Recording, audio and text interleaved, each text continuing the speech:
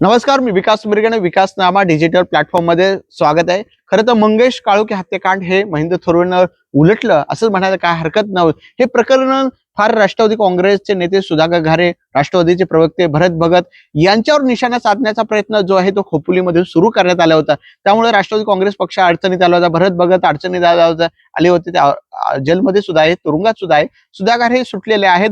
मात्र या सगळ्या प्रकरणात जर बघितलं, विचार केला तर या दोन नेत्यांना अडचण आणण्याचं काम जे महेंद्र थोरवेंनी केलं असं राष्ट्रवादी आणि ठाकरे गट म्हणतं. मी म्हणत नाही.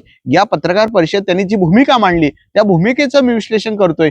त्यामुळे लोकांमध्ये कुठेतरी नाराजी होती. ह्या प्रकरणामध्ये गवसण्याचा प्रयत्न आमदार या दोघां नेत्यांना करतायत. अशा प्रकारचा मेसेज जो राष्ट्रवादी काँग्रेसकडून ठाकरे गटाकडून देण्यात आला आणि याला कुठेतरी राजकीय नाट्य जे हे वळणाला लावलं आणि त्याचा बॅकफूट जो आमदारांना बसलेला दिसून येत आहे. मूळ मुद्दा असा आहे की मंगेश काळुके हत्याकांडामध्ये जो फटका जो आहे तो राष्ट्रवादीला न बसता तो शिंदेच्या शिवसेनेला बसलेला आहे. कदाचित मग या प्रकरणामध्ये दोघांची नाव असते किंवा तो मेसेज जर त्यांच्या बाजूने वेगळ्या राजकीय वेगळं केलं असतं मग त्याचा नुकसान जो राष्ट्रवादी आणि किंवा शिवसेनेला मिळालं असतं. मात्र तसं झालं नाही. हा सगळा नाराजी नाट्य किंवा हे मंगेश काळुके हत्याकांड जे सगळं प्रकरण उलटले ते आमदारांवर, शिवसेनेवर, ते भाजपावर.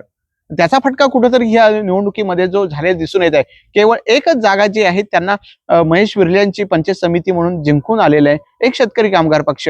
म्हणजे हे प्रकरण किती गाजावाजामध्ये करण्यात आलं असा लोक बोलताय, राष्ट्रवादी काँग्रेसचे नेते बोलताय. या प्रकरणाचा गाजावाजा मोठ्या प्रमाणात केला गेला आणि आरोपी जे वेगळेच आहेत म्हणजे देवकर आहेत त्यांना, परंतु ह्या दोघांचं नाव घेण्याची गरज नव्हती. आणि कर्जतच्या राजकारणामध्ये असं प्रकारे कुणी करू नये याचा कुठेतरी लोकांनी ठरवलं गेलं आणि अखेर कर्जतचं राजकारण बिघडत गेलं. अशा प्रकारे लोकांची प्रतिक्रिया येत गेली आणि सुधाकर घारेंना फायदा झाला आणि महेंद्र थोरवे बॅकफुटवर आले. हेच या प्रकरणाचा खरं राजकीय गणित जर आपण बघितलं तर मंगेश काळुके हत्याकांडामुळे तो राष्ट्रवादी बॅकफुटवर जाण्याऐवजी महेंद्र थोरवेंचा शिंदेचा शिवसेना हा बॅकफुटवर गेला आणि राजकीय नुकसान हे महेंद्र थोरवेंचं झालं असं म्हणायला काय हरकत नाहीये. आणि सुधाकर घारेंना राजकीय फायदा झाला आणि शिवसेनेला सुद्धा अर्थात ठाकरे गटाला या सहानुभूतीचा फायदा झाला असं म्हणायला काय हरकत नाही. धन्यवाद.